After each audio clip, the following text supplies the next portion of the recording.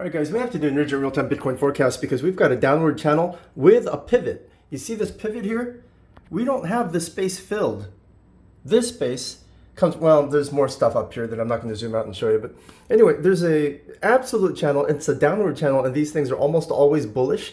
So we're going to pump, except if you can, as you can see right now, we're literally just kissing the very, very top. We're teasing the very top of this bullish channel, this bullish downward channel.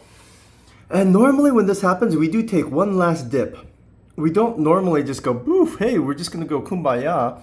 We always have a shakeout. Well, not always, about 80% of the time, unless there's some super, super bullish catalyst, and especially since Trump said that everyone's going to be able to do self-custody. We're going to get rid of Elizabeth Warren, and we're going to get rid of Gary Gensler.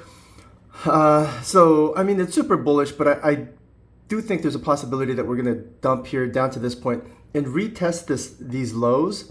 Normally when you retest lows, what ends up happening is you get lower than at least the previous low. So this is the previous low. You normally break underneath that, but you cannot break underneath the lowest low. So that's basically been the pattern so far. And this changes all the time. This literally changes based on which whales are adjusting which algorithm.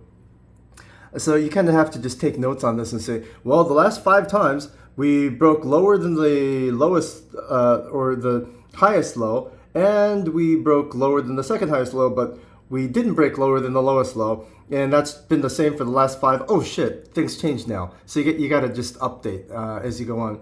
TA is hard, man. It's literally like jiu-jitsu, or it's like it's a ever evolving game. Anyway, here's the channel, and we're going to have a little bit more resistance when you connect these 2 dots here. You connect these 2, I didn't draw it in. Obviously, I could have drawn another channel, which would make a broadening wedge, descending broadening wedge like this.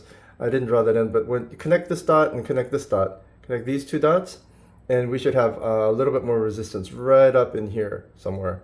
So with my hand, I'll just draw it in. It's bullish.